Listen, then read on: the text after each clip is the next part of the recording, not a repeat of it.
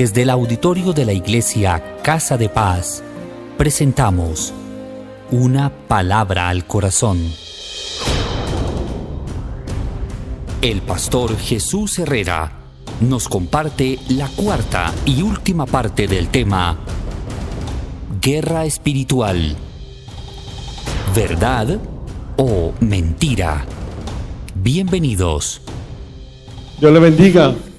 Quiero que vaya conmigo a la carta del apóstol a Efesios, para ir cerrando nuestro tema el día de hoy. Efesios. Y cuando lo tenga me puede decir amén. Hemos estado desarrollando un tema de guerra espiritual y hemos hablado sobre ser fuertes. Dígale que tiene a su lado, sean fuertes. Versículo 10 y 13, que son nuestros textos bases, dice: por lo demás, hermanos míos, fortalezcanse en el Señor y en el poder de su fuerza. Vístanse de toda la armadura de Dios para que puedan estar firmes contra las acechanzas del diablo. Porque no tenemos lucha contra sangre y carne, sino contra principados, contra potestades, contra los gobernadores de las tinieblas de este siglo, contra huestes espirituales de maldad en las regiones celestes. Por tanto, toma toda la armadura de Dios para que podáis resistir en el día malo y habiendo acabado todo, estar ¿qué? Firmes. Cierre sus ojos donde usted está, por favor. Señor, en esta mañana te damos gracias porque tú eres bueno, porque tú eres fiel. Gracias por tu presencia en este lugar, Señor. Te pedimos, Espíritu Santo, que ahora que nos acercamos a estudiar tu palabra, tú nos hables por ella. Tú nos edifiques por ella, tú nos exhortes por ella, tú nos instruyas por ella. Y que tu palabra, Señor, cumpla el propósito con la cual tú la envías. Gracias por tu amor, por tu fidelidad y gracias por este tiempo que nos permites estar en esta mañana en Cristo Jesús. Amén y amén.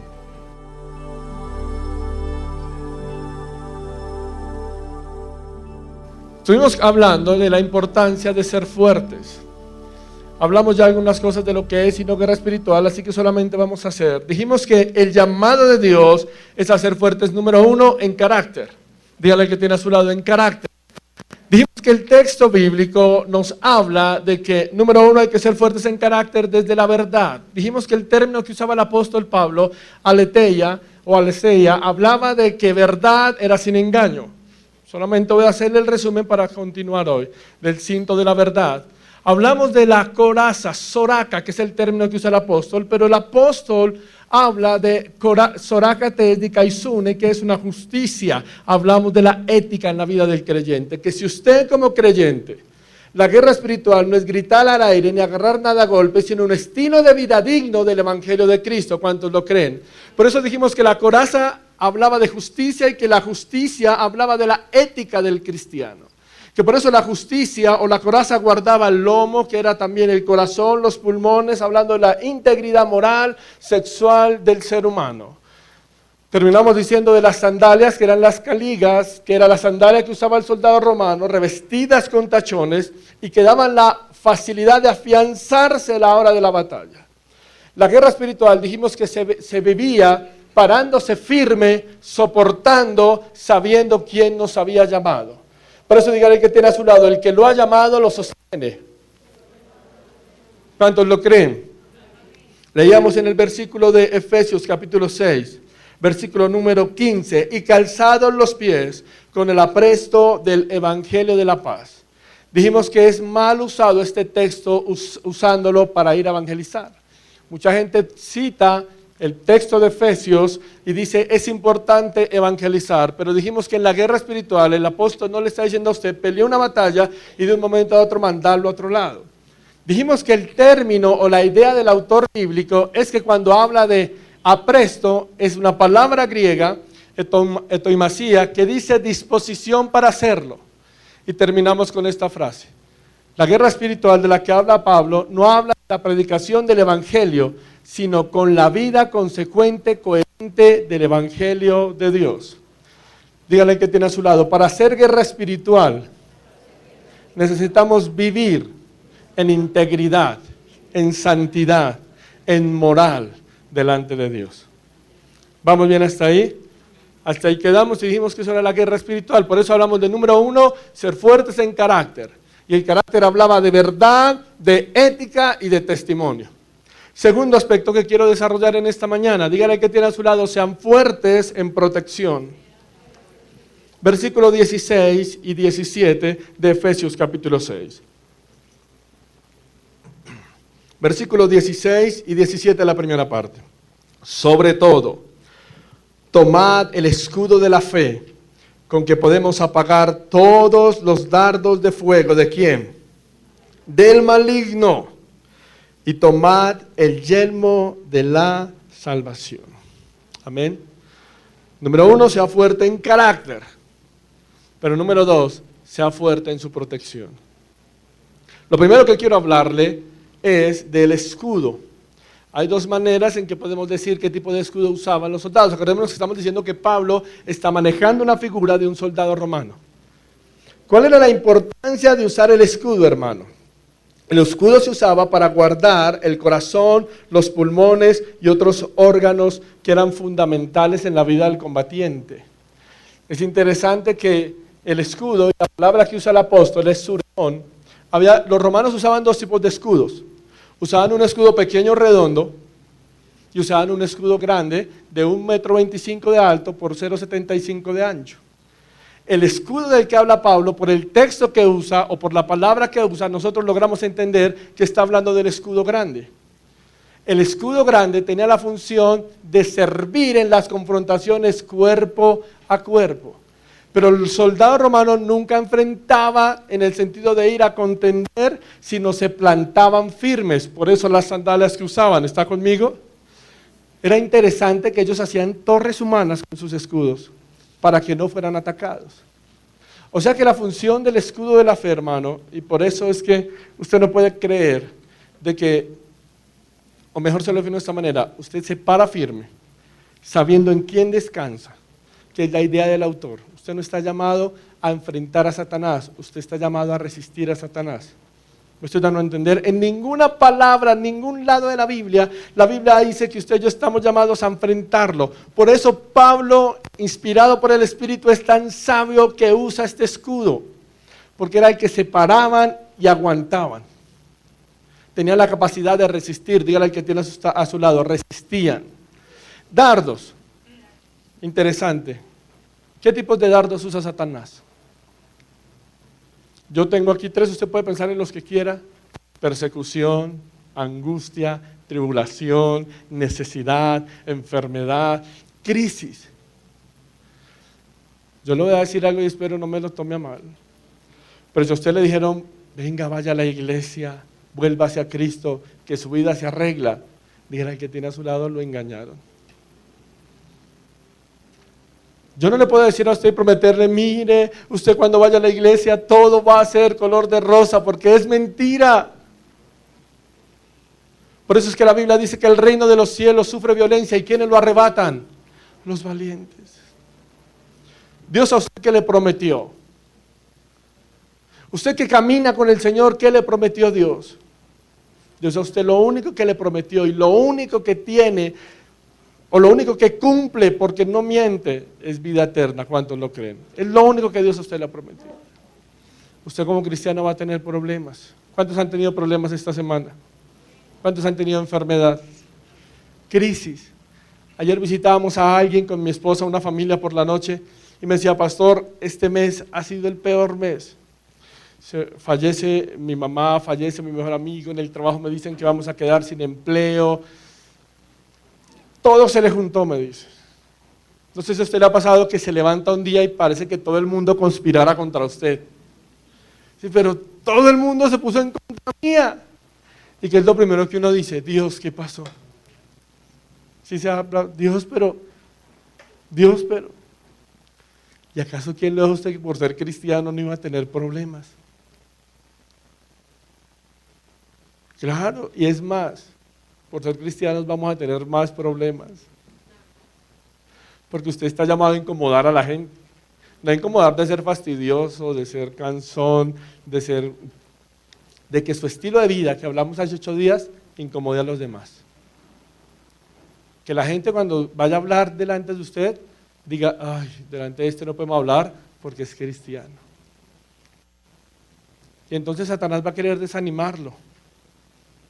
Y va a poner problemas, va a poner dificultades. Por eso es que el escudo protegía el corazón. Y aguantaba. El gran problema del cristiano, hermano, es que es muy emocional. Un día aman al Señor con todo su corazón y con toda su pasión, pero al otro día no quieren saber nada del Señor. Por aquí no pasa, amén. Dígale que tiene a su lado, aquí no pasa. Yo hablaba con un muchacho que estoy tratando de volver a traer a la iglesia. Y él me decía, estuve en una crisis durísima esta semana que estuvimos hablando. Y él me decía, yo la noche anterior peleaba contra Dios, gritaba a Dios. Y al otro día estaba llorando pidiéndole perdón. Al siguiente día estaba otra vez gritando a Dios y al siguiente día una situación difícil que está pasando. Porque el ser humano es emocional. Por eso es que usted tiene que tener el escudo de la fe. Acordémonos que el concepto fe del que habla Hebreos 11.1 no es ese concepto de que usted puede por fe conquistar el mundo, porque eso no es lo que dice la Biblia. Algunos tienen como complejo. ¿Sabe qué le hablo cuando le hablo de la carátula de Pinky Cerebro? ¿Del cómics? ¿Sí sabe, ¿quién sabe quién era Pinky Cerebro? Los más descarriados lo sabemos, ¿sabe? Menos espirituales estaban orando a esa hora, gracias por ser espiritual. Pero Pinky Cerebro era un cómic de 2 ratones, donde uno le preguntaba al otro, ¿qué vamos a hacer hoy? ¿Y qué respondía? Tratar de conquistar el mundo. Igual que como usted recita la Biblia, así se lo sabe. Igualito. ¿Qué vamos a hacer hoy? Pinky le decía, tratar de conquistar el mundo. Y algunos piensan que la fe es pararse todos los días a tratar de conquistar el mundo. Y tienen complejo de emperador o no sé qué, y piensan que el mundo está rendido a sus pies por la fe. El concepto fe del que habla la Biblia es aprender a esperar debajo. Y yo espero debajo porque sé que el que está por encima me resguarda. Por eso habla del escudo de la fe. Usted se para firme. Los dardos del enemigo vienen, pero era curioso porque el escudo romano tenía una tela que hacía que si usted ha visto películas de romanos, después de orar, ¿cierto? ¿Usted las ha visto? Después de que usted se ha visto que usaban flechas encendidas, es curioso que tenía la capacidad de no solamente las apagaba, sino se caían. Eso es lo que habla la Biblia. Cuando usted se para con fe, sabiendo en quién ha confiado, no importa lo que venga. Usted tiene que saber que Dios es mayor que toda situación. ¿Cuántos lo creen? Eso, que vienen problemas, no importa, que vienen crisis, no importa. Dios es mayor que toda situación. Esa es la fe. La fe no es decirle, Señor, yo voy a hablar, yo voy a creer, yo voy a confesar, yo voy a soñar, y si no le resulta, Dios le falló. No, Dios sigue siendo soberano. Su tarea es pararse firme, como se paraba el soldado romano, y aguantar. Aguantar. Por eso el escudo del que habla Pablo es el escudo que se usaba para la confrontación, para resistir los ataques, porque ellos sabían quiénes lo estaban respaldando. Toda una legión, todo un imperio. ¿Quién está respaldando su familia? ¿Quién está respaldando su hogar? ¿Quién está respaldando su casa? Si es el Señor, debe entender que en medio de la crisis Dios tiene control de toda situación. Los dardos del maligno, hermano. ¿Qué enciende? Porque dice que el texto dice que los dardos que van encendidos. Yo puse algunas, usted puede encontrar otras. Dudas, codicia, vanidad, laxivia, envidia. Porque cuando uno le va mal y no encuentra respuesta, lo primero que dice es que, ¿dónde está Dios? Y ayer con la persona que hablábamos decía, yo para donde mirara, miraba negro, miraba oscuro. Debemos entender que a veces Dios mismo tiene que permitir situaciones, porque cuando usted tiene todas las salidas tapadas, cuando usted va para adelante y le tapan la salida, ¿qué hace? Mira para la izquierda. Cuando usted va para la izquierda y le tapan la salida, ¿qué hace? Mira para su derecha. Cuando usted por iniciativa va para su derecha y le tapan la derecha, ¿qué hace? Me devuelvo. Pero cuando le cierran y no tiene para dónde mirar, ¿qué le queda? Mirar para arriba. O sea, cuando no hay más salida, ¿qué va a hacer? Y a veces Dios permite ciertas situaciones, hermano, para que miremos arriba, para que nos acordemos de Él. El problema es que somos tan tercos que en esas situaciones lo primero que hacemos es dudar. ¿Has escuchado la frase que dice, desde que me volví cristiano las cosas se pusieron difíciles? Y va a ser así, porque el diablo no se preocupa por el que está en una cantina, por el que está haciendo el infiel a la mujer, por el que está perdiéndose del mundo. El diablo por eso no se preocupa, el diablo se preocupa por el que quiere cambiar su vida. Y por eso se va a venir. Pero usted párese fuerte. Aprenda a confiar que el que lo llamó lo sostiene. ¿Cuántos dicen amén? Eso es, hermano. Yo no sé qué dardo Satanás ha encendido en su corazón. ¿Para qué vuelva a la iglesia? ¿Para qué orar? ¿Para qué leer la Biblia? Hay gente que dice, mientras vengo a la iglesia, peor se ponen en la casa. Claro que es una batalla. Claro que es una batalla. Pero por eso usted es el encargado de pelearla de parte o sabiendo que el Señor está con usted. Es interesante cuando usted encuentra todo esto del apóstol. Por eso es que algo crucial, hermano, es morir al yo. El gran problema es cuando el hombre quiere decir yo hago, yo puedo, yo alcanzo. Eso es lo peor que puede llegar al corazón del hombre. Mire lo que sigue diciendo. La fe que salva es la misma fe que conduce a la victoria. Descansa en el carácter eterno e incambiable de Dios. ¿Cómo así, pastor? Lucas capítulo 8, versículo 50. Quiero que mire algo. Lucas capítulo 8, versículo 50. ¿Lo tiene? Y oyendo Jesús, ¿cuál es el contexto? ¿Han leído el pasaje? Quiero solo centrarme en el versículo 50. Oyéndolo Jesús le respondió, no temas, cree solamente y serás ¿qué? Salvo. Usted para llegar a Jesús tomó una decisión de creer que Él murió por usted en la cruz. ¿Cuántos dicen amén? O sea, si usted no reconoce que es pecador y que merecía el infierno y que nada de lo que usted y yo hacíamos nos podía salvar de la condenación, que nuestro único destino era la muerte espiritual, que ese era el pago de nuestro pecado, el infierno. Pero usted y yo creemos que un día Jesucristo vino al mundo a morir por sus pecados y los míos. ¿Cuántos lo creen? Y usted y yo creímos que por lo que Jesús hizo en la cruz, ahora dice la Biblia que tenemos entrada al reino de los cielos.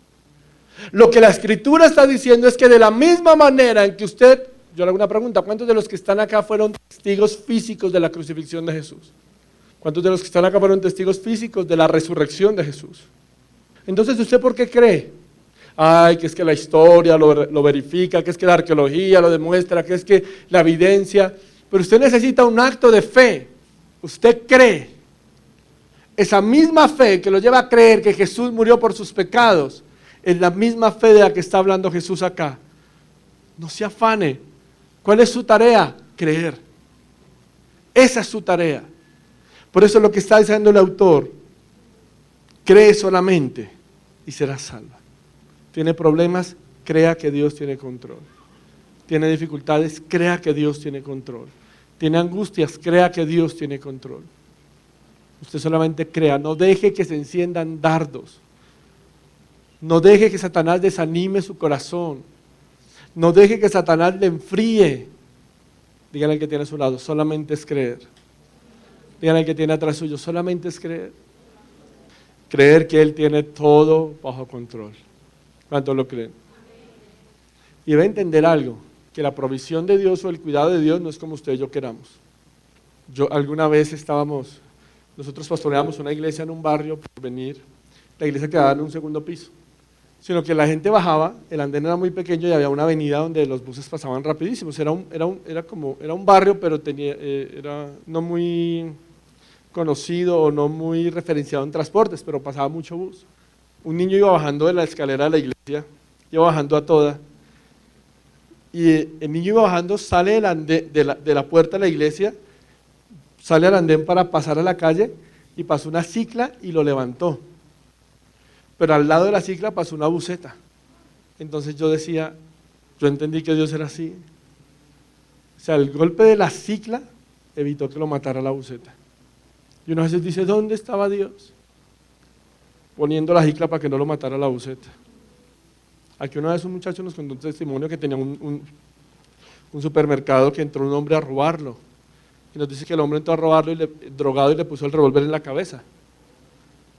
y le quitó su plata, instrumento musical, todo lo que tenía. Y un día nos sentamos a hablar. Muchos dirían, ¿dónde estaba Dios cuando me estaban robando? Y llegamos a una conclusión: Dios estaba teniéndole el percutor al arma para que no lo matara el hombre que estaba drogado. ¿Dónde estaba Dios? Guardándolo de algo peor. Debemos entender que eso es el cuidado del Señor. Eso es el cuidado del Señor. Pastor, pero es que no es, mire, yo quiero solo cosas de jardín de flores. No, hermano. Ese es el cuidado del Señor y tenemos que entender que es la manera como Dios también nos cuida. ¿Está conmigo? Entonces, que es más fácil si yo a usted le digo carro, casa, beca, pero no es la manera de pelear el Evangelio. Por eso habla del escudo de la fe. Segundo, el yelmo de la salvación, el casco que usaban los romanos. Cuando hablamos del yelmo de la salvación, debemos entender que número uno, de la mente que surgen los pensamientos. Por eso yo aprendí algo de mi pastor, en la iglesia donde yo conocí al Señor. Mi pastor tenía una frase, dígale a la persona que tiene a su lado: una mente desocupada es un taller de juegos para Satanás. Por eso dígale, ocúpese. Dígale, ocúpese. Por eso Pablo le dice a Timoteo, ocúpate de la enseñanza, ocúpate de la instrucción. O sea, debe entender algo. Jesús siempre que vino encontró a la gente haciendo algo. No los encontró desocupados. Hay un gran problema en la vida del cristiano. Y es que la mente es terrible, hermano. Una mente desocupada. ¿Qué le pasó a David? El gran hombre conforme al corazón de Dios. ¿Cuántos conocen la historia de David? ¿Cuántos la han leído en la Biblia? Sí, porque ver la película es muy fácil, pero acuérdese que toda película que usted ve, acuérdese que tiene tinte del escritor, del guionista. Muchas de las películas que dicen ser bíblicas no son tan pegadas al texto, por eso es importante que usted vea la película, está bien, pero lea la historia bíblica. El gran hombre conforme al corazón de Dios. Un día se paró en la terraza de su casa y a lo lejos, ¿qué vio? ¿Qué vio a lo lejos? Dice la Biblia que una hermosa mujer. Y como andaba haciendo, ¿dónde tenía que estar David, según lo que la Biblia dice? En la guerra. Él tenía que estar de primeras, porque era la costumbre de los reyes. Pero él se quedó en su casa desocupado. Y como estaba desocupado, se puso a mirar lo que no debía, y la otra, ¿cómo se bañaba? Desnuda. Eso dice la Biblia, ¿no? O alguno estaba ahí. Y el otro que hizo, en vez de correr a la tentación, como andaba desocupado, Satanás sembró una cosita en su mente y en su corazón y empezó a maquinar. Terminó durmiendo con ella, terminó matando al marido y terminó trayendo juicio sobre su casa. El hijo violó a la hermana, el otro le iba a matar, el reino se divide, y todo por culpa de ¿quién? De una mente desocupada. Por eso es que su mente debe estar ocupada. Una mente desocupada es la que se pone a ver qué pesca por ahí en internet o qué pesca por ahí en televisión. Hoy en día hay mucha basura por internet, hermano. Aún hay mucha basura en televisión. Los programas de mayor rating son los que tienen infidelidad. Es lo que más ven los colombianos. Es lo que más se aplaude. Tenga cuidado con eso. Primera a los Corintios 2:16. Primera a los Corintios, capítulo 2, versículo 16. Mire lo que dice el texto bíblico, se lo voy a leer para aligerar el tiempo. Porque ¿quién conoció la mente del Señor? ¿Quién la instruirá? Mas nosotros tenemos ¿qué? La mente de Cristo. ¿Qué tenemos nosotros? La mente. En el texto original, o bueno, en la palabra o en el escrito, algunos traductores dicen que puede leerse la mente o los pensamientos de Cristo. ¿Tenemos solamente o tenemos los qué? Los pensamientos de Cristo. ¿Qué no es tener la mente de Cristo? Yo saqué 3 cositas: sagacidad, inteligencia terrenal o madurez por experiencia. Hay gente que piensa que tener la mente de Cristo es el que es un sagaz para los negocios, el que tiene una mente despierta. Hay gente que piensa que tener la mente de Cristo es el que tiene mucho conocimiento, pero el conocimiento no es señal de sabiduría. Hay gente que tiene mucho conocimiento, pero no es nada sabia. Y la mente de Cristo se caracteriza por su sabiduría. Por eso el conocimiento no es evidencia de que tenga la mente de Cristo. Hay gente que piensa, y yo he hablado con personas mucho mayores que yo, que lo primero que dicen, yo una vez le decía a mi esposa, alguien me preguntó, ¿por qué usted no se afeita todo, pastor? Le dije, porque no me creerían. O sea, una vez yo me afeité, alguien decía, usted es una cara de niño, usted que va a ser el pastor de la iglesia, yo quiero contar mis problemas. Y entonces lo primero que dicen es que la universidad de la vida, es que la experiencia, ¿usted qué me va a enseñar a mí? Yo llevo tantos años de cristiano. Así me dijo, yo me puedo sentar con usted y le enseño cómo es que se hace. Y pensamos que la mente de Cristo, hermano, es la madurez que da la edad. Ahora, claro que una persona madura en edad tiene mucha más experiencia. Eso no es indiscutible. O sea, eso es una realidad. Pero eso no es la mente de Cristo. Eso no es lo que la Escritura está diciendo que debe ser la mente de Cristo. La Biblia lo que dice, hermano, la mente de Cristo es la mente de una persona espiritual que armoniza con la mente de Dios. O sea que sus pensamientos deben ser como pensaba Jesús. ¿Está conmigo? Y ahí está lo difícil. Porque normalmente uno quiere pensar como uno se le da la soberana voluntad. Por eso es que el yelmo de la salvación guarda su mente y su corazón o sus pensamientos de que el que reacciona hacia usted. Cuando usted piensa como Dios, ojo, cuando le digo que piensa como Dios, le estoy hablando es en el sentido de que como Dios vive en usted, reacciona de la manera como Dios quiere que reaccionemos. ¿Me estoy dando a entender? Por eso tenemos la mente de Cristo. Su mente debe estar sincronizada con la mente de Dios. Muchos tenemos problemas con eso. No habrá puerta al diablo. Me encantó esa imagen, porque lo que usted ve, lo que usted habla, lo que usted piensa, debe ser lo que habla, lo que piensa y lo que ve Jesús. ¿Me estoy dando a entender? Jesús se acerca a una mujer que es samaritana. Por ser samaritana era despreciada, y aparte de eso, ¿cuántos hombres había tenido? ¿Cuántos saben que la Biblia habla de una mujer samaritana en Juan? ¿Cuántos saben que hay un apóstol llamado Juan? Ahorita vamos a hablar de conocimiento bíblico, para que se den cuenta lo importante que es. Pero era una mujer que era, ¿qué? Parece ser, no digamos que era una mujer de vida alegre, pero sí, decía alguien alguna vez nos dijo una frase que me dio muchísima risa. Decía, de honra desordenada, bueno. Tenía sus problemas morales. Y Jesús se acerca a esta persona. Pero hay un gran problema. Un monje llamado Rasputín. ¿Quién ha escuchado hablar de este monje? Rasputín tomó un texto bíblico que decía, por cuanto abundó el pecado, sobreabundó la gracia. Este monje francés dijo algo. Este monje dijo, como necesitamos que haya más gracia, entonces dediquémonos a pecar en forma. Porque entre más pequemos, más la gracia de Dios va a llegar. ¿Eso es una mente de Cristo? No. Dígale, es una mente satánica. Y usted es el reflejo de lo que va a pensar, pero sus pensamientos se reflejan de lo que usted va a ver. ¿Usted qué va a ver? Cuando yo estaba en la escuela dominical hace muchos años, las profesoras nos cantaban una canción que decía, cuidadito mis ojitos lo que ven. Cuidadito mis ojitos lo que ven.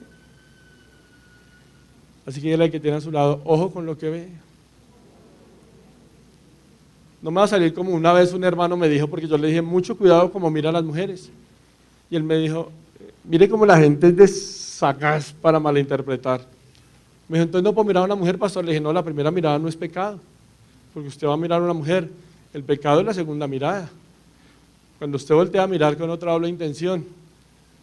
Entonces un día lo pillé mirando así. Venía una muchacha y se quedó mirándola y no le quitó la mirada encima.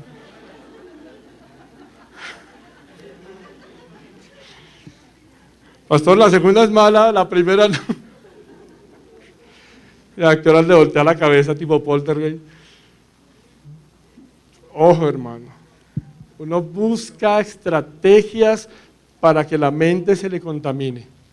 Y la mente de Cristo es la mente de una persona espiritual que armoniza con la manera como Dios piensa.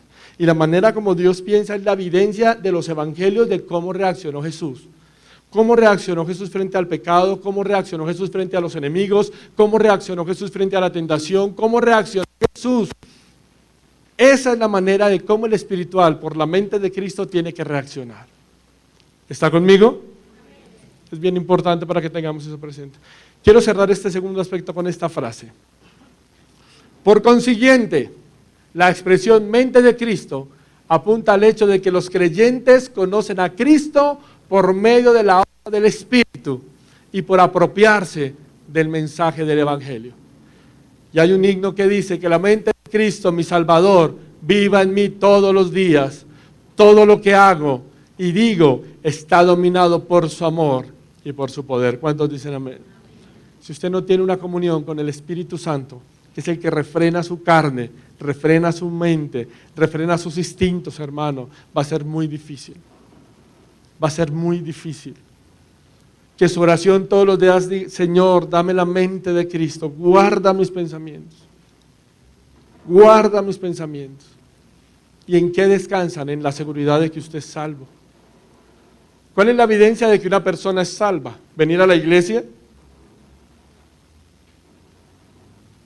Esa es la evidencia de que alguien va a ser salvo.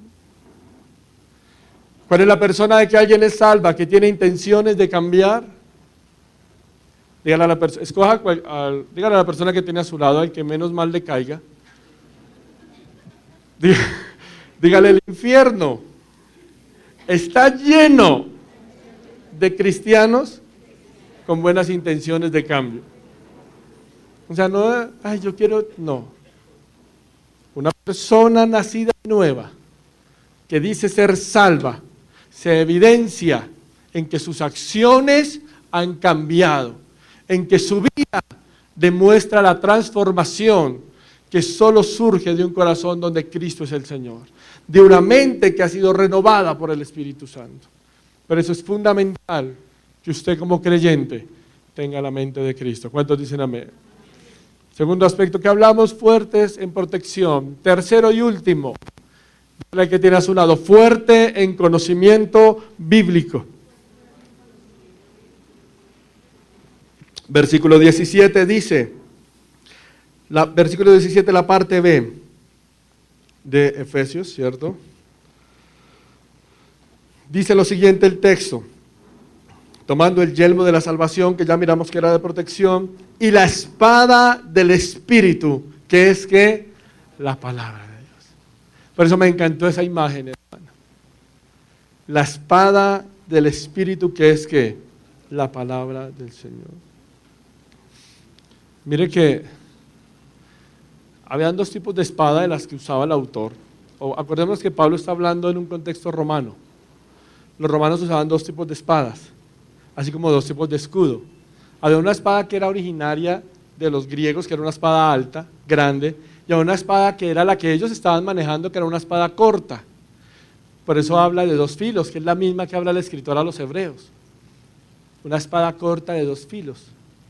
¿Que cómo sabemos eso? Por el término que usaba el apóstol, Mahairán. Por eso sabemos qué tipo de espada estaba hablando el autor. O sea que está hablando de la espada corta, de doble filo, que es la misma espada que está referida ¿en dónde? ¿En dónde? ¿En qué armadura? No más decir que ninguna del Caballero del Zodíaco, porque lo sacamos de aquí a una oreja. O sea, ahí sí. La misma que está en el escrito a los hebreos, en el capítulo 4. ¿Cuántos saben que hay un libro de Hebreos? Que está en la Biblia. La espada del Espíritu no puede ser manejada si no se sabe cómo usarla. O sea, usted no puede manejar la espada del Espíritu si no la conoce. Por eso es que usted es un cristiano que anda desarmado si no conoce la Biblia. Yo no estoy en contra de tener la Biblia en los dispositivos electrónicos, celulares, tablet, iPhone, bueno, en fin, pero es fundamental que usted tenga su Biblia, que usted aprenda a buscar en ella, que usted la conozca. Mira, hay gente que hace de la Biblia un fetiche. Yo he ido a casas de cristianos que tenían antes la herradura y la mata de sábila. Dicen que eso es para la suerte, ¿no? Pero luego cambian, compran un atril y abren la Biblia en el Salmo 91. Yo digo, ¿será que el diablo llega en la noche a leerlo? No puede entrar acá porque está abierta en el Salmo 91. Esa es la función. Dígale que tiene a su lado, la Biblia es para leerla. Es para que usted la subraye, es para que usted, hermano, sepa las promesas que tiene, es para que usted la estudie. Usted no puede quedarse con lo que el pastor le da cada 8 días. Usted necesita todos los días sacar tiempo y estudiar la palabra de Dios. Necesita hacerlo. O si no, ¿cómo va a enfrentar la tentación? ¿Cómo va a enfrentar la crisis? Cuando venga un problema, ¿qué palabra va a llenar su corazón? Yo pastoreé muchos años jóvenes y un bendito de estos solo se aprendió un texto. Génesis 1, no es bueno que el hombre esté solo, le haya ayuda idónea. Y para todo problema citaba eso. Cuando usted está en problemas, ¿cuántas palabras conoce? Cuando usted está en crisis, que siente que el mundo se le ha venido encima, que quiere llorar y gritar, ¿qué palabra conoce? ¿O usted de los que necesita ir a internet, Google, palabras para la tristeza que digan en la Biblia? Es muy triste todavía. Usted necesita empezar a leer la Biblia. Usted necesita comenzar a decir, esta palabra es para mí, que habla de mi hogar, que habla de mi familia, que habla de mi situación. ¿Está conmigo? ¿Qué haría si no está Google, hermano? Es tan fácil hoy le preguntan a la gente, ¿dónde dice tal cosa? Y van a Google. ¿Dónde dice en la Biblia que Dios ama al dador alegre? ¿Me estoy dando a entender? Usted no puede ser un buen cristiano si no conoce la Biblia, si no la conoce. El cristiano cae bajo las artimañas del diablo porque no conoce lo que dice la Biblia. ¿Ya? Ok, acerca de él, gracias. Si no le damos tiempo a la Biblia, no seremos cristianos victoriosos. ¿Usted quiere ser un cristiano victorioso? Dele tiempo a la Biblia. ¿Usted quiere ser un cristiano victorioso? Dele tiempo a la Biblia. Si usted no la lee, va a haber un problema, hermano. ¿Cómo enfrentó Jesús la tentación? Con la Escritura. Cuando Satanás se le presenta a Jesús en el desierto, ¿qué es lo que dice Jesús? ¿Cuántos han leído la tentación de Jesús? Mateo, ¿no? ¿Capítulo qué? Está en Mateo, para leer la Biblia, pastor. Mateo capítulo 4 habla de la manera como Jesús se enfrenta a la tentación. ¿Y qué usa Jesús? La palabra. ¿Sabe por qué hoy en día se levanta tanto pensamiento y tanta malformación de la Escritura? Porque la gente traga entero. Porque piensan que lo que diga el pastor es palabra de Dios. Entonces cambiamos una religión por otra. Mire que hay un escritor, Hebreos capítulo 4, versículo 12. ¿Quién lo conoce de memoria? ¿Qué dice Hebreos 4, 12?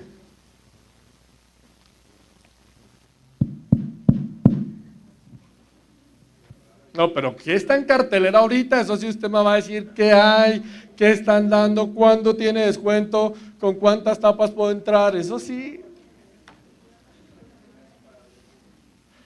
Porque la palabra de Dios es viva y eficaz. Y yo sé que usted la Biblia sabe mucho y por eso la lee. Y más cortante que cualquier Era espada de doble filo, la misma que está hablando el apóstol Pablo en Efesios. Hay una traducción que me gustó mucho, que dice, porque viva la palabra y eficiente y más cortante que toda espada de dos filos, que penetra hasta la división del alma y del espíritu. La Biblia es la única que tiene la capacidad de controlar su carne, hermano, de mantener su carne a raya. Pero usted necesita ir a la Escritura. Usted necesita acercarse a la Biblia, hermano. Si usted no es un lector aférrimo, amante de lo que dice la Biblia, usted va a ser un cristiano que ande en derrota. Porque ¿cómo se va a sostener si no sabe lo que Dios le ha prometido? ¿Cómo se va a guardar si no sabe lo que Dios le ha prometido? Yo tengo problemas, yo tengo crisis y no ando corriendo a ver quién ora por mí. Yo voy a la Biblia. Señor, ¿qué has prometido para mí? ¿Qué has prometido para mi familia? ¿Qué has prometido para mi casa? ¿Qué has prometido para la iglesia? Porque es que Dios lo que promete, lo cumple, hermano. Y su palabra es la que nos tiene que sostener. ¿Sabe? Es tan sagrado para los judíos. Por eso en Deuteronomio, que es lo que se conoce como el Shema Israel. Y estas palabras que yo te digo hoy las repetirás a los hijos y a los hijos de tus hijos, y andando en el camino las hablarás y las colgarás en los dinteles de las puertas, en las ventanas, en todo lado. Y a veces uno llega a casas de hermanos donde la Biblia, no hay ni una Biblia. Hay todo. Está el último celular, no estoy en contra de eso, está el último televisor, no estoy en contra de eso, pero no hay una Biblia para un altar familiar. Y después nos preguntamos, ¿por qué mi hijo es como es? ¿Por qué mi esposo es como es? ¿Por qué mi esposa es como es? Porque no le damos prioridad a como familia estudiar la palabra del Señor. Usted quiere tener una vida cristiana de victoria, estudie, devore, cómase la palabra del Señor. Con sus hijos, con su esposo, con su esposa. Es fundamental, hermano. Nosotros cuando a mis hijos más pequeños les estábamos enseñando versículos, mi esposa literalmente tapizó la casa de versículos bíblicos. Compró cartulinas y les escribía, les ponía en la nevera, en las paredes, como el marido después pintaba. Llenemos todo pero todo lo llenó. Y muchas de esas palabras en tiempos de crisis uno las veía y reconfortaban su alma. Hermano, que a usted no le pase lo del pastor que llegó a visitar a una hermana, y voy cerrando. Dijo, hermanita, ¿y cómo va? Bien, pastor. ¿Cómo va con la lectura de la Biblia? No, pastor, no la he podido volver a leer. He tratado, pero no he podido porque perdí mis gafas. El pastor le dice, tranquila, hermanita, yo se la voy a leer hoy. Por allá sacaron una Biblia desempolvada, abrió la Biblia, y en la mitad de la Biblia, las gafas. Yo no sé, hermano, usted qué tan juicioso es para leer. Usted aquí me puede decir amén y la leemos. Pero solo en momentos de crisis, la Biblia es lo que lo va a sostener. Solo en esas crisis. Quiero cerrar diciéndole esto, después le paso todo esto. Nada es más desastroso, dijo Spurgeon, que un ministro predicando un evangelio adulterado a un pueblo ciego, sordo y sin discernimiento. ¿Por qué nos engañan?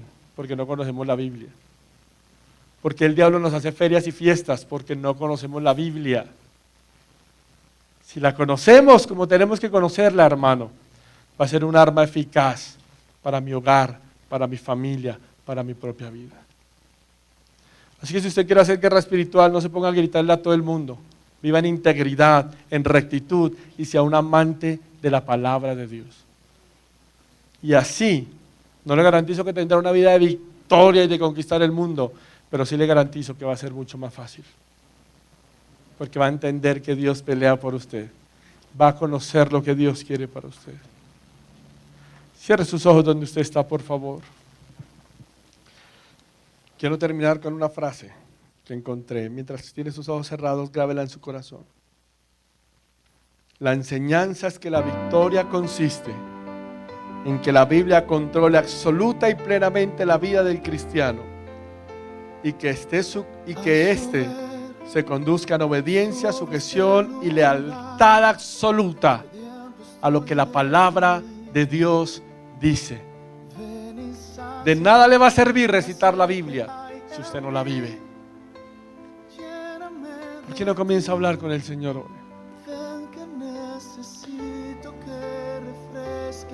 Y yo quiero hacerle una invitación en esta mañana. Si usted ha venido o ha pasado una semana donde dice, he tenido una semana difícil, de lucha, de pruebas, de dificultades, está tratando de ser un hombre fuerte en su carácter con el Señor. Pero hoy el desafío es sea fuerte en protección, pero sea fuerte en conocimiento bíblico. Y tal vez usted ha venido a pelear con el escudo que no es. Tal vez usted ha venido a pelear con la espada que no es. Si en esta mañana usted quiere decirle, Señor, yo tomo el escudo de la fe y me planto bajo tu soberanía, bajo tu cuidado. Yo tomo la espada del Espíritu, Señor, y me alimento de ella y la uso como tú quieres, porque te necesito. Si necesitas revestirte desde la perspectiva que el autor bíblico busca realmente de la armadura de Dios, y en esta mañana le quieres decir, Señor, yo quiero ser fuerte en protección y fuerte en conocimiento bíblico, yo quiero invitarte que donde tú estás te coloques en pie. Queremos hacer una oración por ti. Si te colocas en pie, ¿por qué no levantas tu mano al cielo por un momento? Con tu mano levantada, en tus propias palabras, le vas a entregar al Señor cada crisis, cada dardo, todo lo que el diablo ha querido lanzar sobre la familia, sobre el hogar, sobre la casa. No va a llegar, no va a dañar, hermanos. Chocan en el dardo, en el escudo y se apaga. Se apaga. Y tú solamente te paras a resistir porque está mayor el que está en nosotros. Señor, hoy oramos por la iglesia, por cada hombre, por cada mujer que hoy puesto en pie te decimos, Señor, queremos revestirnos de carácter, queremos ser fuertes en carácter, fuertes en protección, fuertes en conocimiento bíblico. Perdónanos, Señor, si solo cogemos la Biblia cada 8 días. Perdónanos, Señor, si en mi hogar hay de todo menos una Biblia para estudiar como familia. Perdónanos, Señor amado, si los problemas nos han desgastado, si esos dardos nos han llegado, si quisimos enfrentar la situación nosotros, si esos dardos nos han herido, si a mi vida ha llegado desilusión, decepción, si ha abierto la puerta, si estoy cansado, si estoy cargado, si he querido botar la toalla, hoy te pido perdón, Señor. Hoy me fortalezco en ti, Señor. Hoy te pido que guardes mi mente, que mi mente esté armonizada contigo, Señor. Que mi mente esté armonizada contigo, Señor. Guárdame de todo pensamiento que no sea tuyo. Guárdame de toda actitud que no sea tuya. Quiero que mi vida refleje la mente de Cristo. Tú sabes que te amo, Señor. Tú sabes cuánto te necesito. Por eso hoy oramos por cada vida, por cada hogar, por cada familia. Oramos para que tu presencia nos alcance, nos sostenga, nos levante, nos fortalezca. Oramos para aprender a descansar en tus promesas, Señor. No en lo que el hombre nos diga, no en lo que el hombre nos aconseja, sino en lo que tu palabra nos enseña. Que tu palabra nos marca el camino, que tu palabra nos muestra, Señor. Que tu palabra nos enseña, tu palabra nos guía. Tu palabra nos da aliento, tu palabra nos da vida, Señor. Por eso hoy nos revestimos. Y nos revestimos de carácter. Hoy somos fuertes en protección. Hoy somos fuertes en conocimiento bíblico. Nuestra vida, una vida de integridad para ti, Señor. Gracias, Padre. Hoy oramos por la iglesia. Hoy oramos por las familias. Hoy oramos por los hogares. Y hoy te damos gracias, Señor. Ayúdanos a continuar. Ayúdanos a ser fieles. Descansamos en tu presencia, Señor. Dejamos todas nuestras cargas delante de ti. No queremos pelear más en nuestras fuerzas. No queremos pelear más en nuestras fuerzas. No queremos remar en una palabra que no es tuya, Señor. Tu palabra nos enseña. Tu palabra nos instruye. Tu palabra nos da aliento. Tu palabra nos sostiene. Por eso hoy te damos gracias, Señor. Y hoy te damos gracias por la iglesia. Gracias por cada familia. Gracias por cada hogar. Gracias por tu presencia. Quedamos, Señor amado, sometidos a tu voluntad. Sometidos a tu voluntad. Pero que tú tienes todo bajo control, Señor. Que tú tienes todo bajo control. Por eso te damos gracias en esta hora. Gracias por cada hogar. Gracias por cada familia. Gracias por cada matrimonio. Gracias por cada casa. Gracias por cada corazón que hoy se rinde delante de ti en Cristo Jesús, Señor nuestro. Amén. Amén y amén. ¿Por qué una ofrenda de palmas al Señor en esta mañana? Y le dice: gracias, Señor.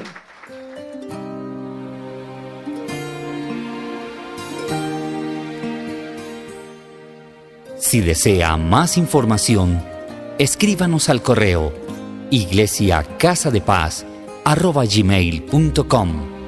Conoce más de nosotros en nuestro fanpage de Facebook, Casa de Paz, Iglesia Cristiana. Más que una iglesia, una familia.